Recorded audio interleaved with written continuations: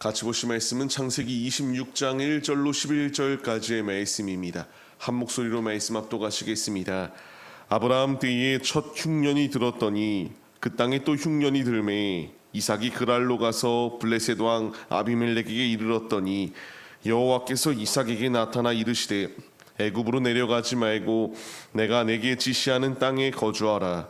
이 땅에 거류하면 내가 너와 함께 있어 내게 복을 주고 내가 이 모든 땅을 너와 내 자손에게 주리라.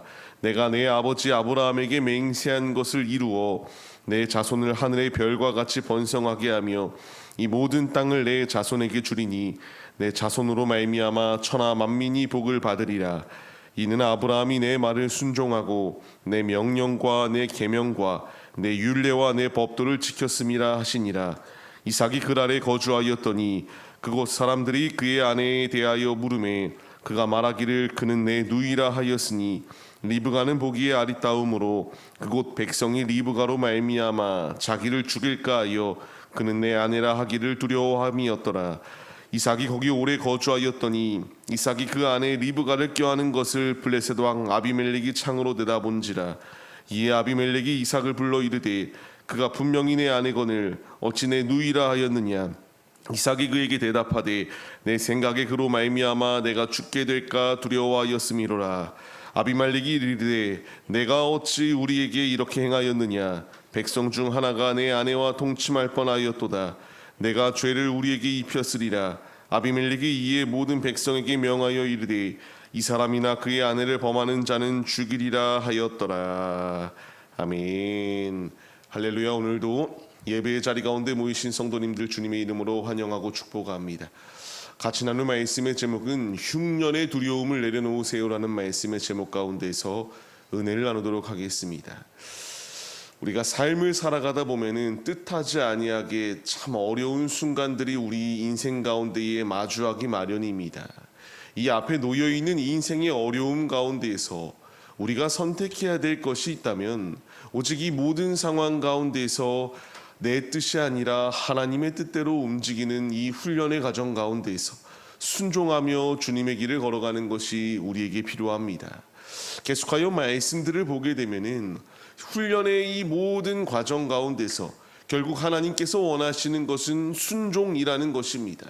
완전한 순종을 통하여 주님의 영광을 나타내는 자들이 되기를 원하시는 것, 하나님의 자녀로서의 이런 변화된 삶을 살아내길 원하시는 것이 우리 아버지의 뜻이었다라는 것을 분명히 말씀해 주세요.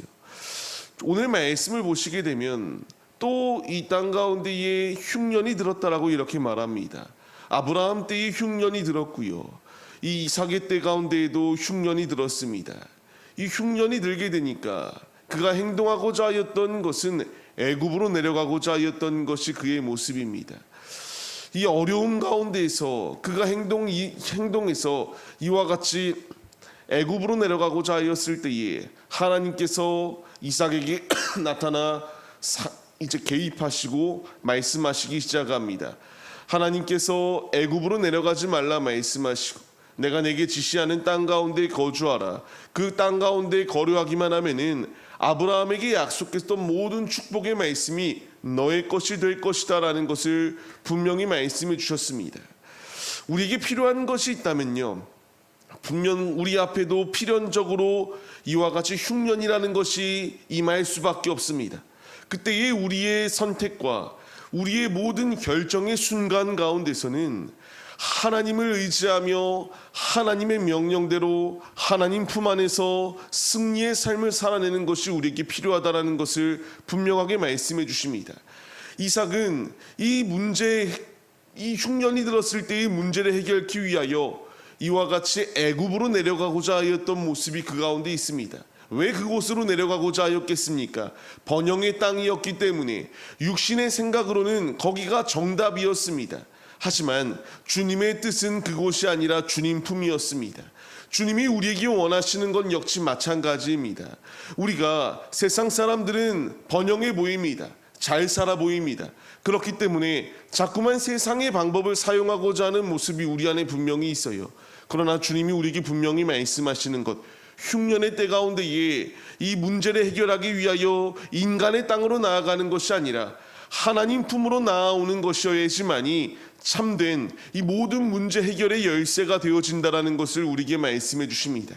우리가 이제 이 말씀에 반응하여서 흉년의 때 가운데에 두려워하며 어떻게 문제를 해결해야 될까 이런저런 고민과 번민 가운데 놓여 있는 것이 아니라 하나님의 품으로 들어가 하나님 안에서의 참된 자유를 누리시기 바랍니다. 시편의 말씀을 보면은 이와 같이 말씀이 나와요. 여호와를 의뢰하고 선을 행하라고 말씀하십니다. 그 땅에 머무는 그 동안 그의 성신이 먹을거리로 삼을지어다라고 주께서 분명히 말씀하세요. 내가 땅에 거하는 이 순간 가운데에서 주님을 의지하며 삶을 살아낼 때에 그 성신을 의지하며 삶을 살아가는 이에게 먹을 것을 주시는 것처럼 하나님 안에서 만나와 매출하기를 더하시며 주께서 주님의 은혜로 승리할 수 있도록 우리네 모든 삶 가운데에 일하여 주고 계십니다. 우리가 이 순간 가운데에서 얼마나 많은 선택의 순간의 기로 앞에 놓여 있습니까? 어떤 것이 하나님의 영광을 나타내는 것일까 우리가 고민하시고 주님께 물으시며 주님이 원하시는 뜻대로 주님의 품, 약속의 땅, 천성을 향하여 나아가는 믿음의 예배자들의 모습이 우리들의 모습이 되시기를 주님의 이름으로 축원합니다. 이 말씀을 들었을 때 이삭이 행동하였던 것은 그랄에 거주하였다. 하나님의 말씀에 순종하였다라고 이렇게 기록되어집니다. 여기까지만 보면은 칭찬받아 마땅합니다. 하지만 그 뒤에 나오는 말씀은 책망받아 마땅해요. 아브라함이 지었던 죄, 자신의 아내를 누이라고 속였던 죄를 이삭 역시 동일하게 범하기 시작합니다. 가계에 흐르는 이 악습들을 끊기 위한 노력이 왜 필요한지에 대하여 정확히 말씀해 주세요. 이 이삭 역시 두려움 가운데 사로잡히기 시작하여서 리브가를 자신의 누이라고 속이는 죄를 범하기 시작하였습니다. 이런 죄악의 자리 가운데 놓여 있으면 안 됨에도 불구하고요, 이런 죄를 범하고 맙니다. 우리가 필연적으로 삶을 살아가다 보면 기질적인 죄의 문제들이 놓여 있습니다.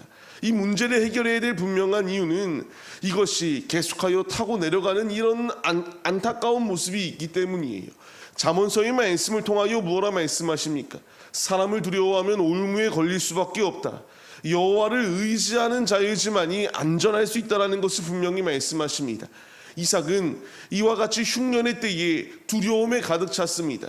또한 그 그랄 가운데 거하 있을 때에도 자신의 아내로 인하여 자신이 피해를 받을까 두려워지기 시작하여 결국 올무에 걸리는 선택을 범하고 말았습니다.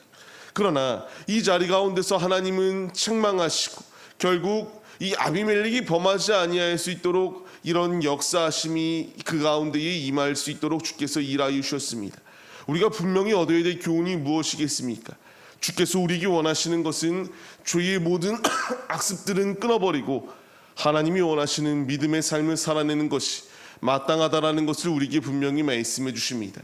삶의 자리 가운데서 무수히 많은 이 유혹들이 우리 앞에 다가오지만 사람의 생각과 사람을 두려워하여 올무 가운데 거하는 것이 아니라 하나님을 의지하여 주님 안에 참된 안전함을 누리시며 평안을 누리시는 우리들의 모습이 되시기를 주의 이름으로 축원합니다.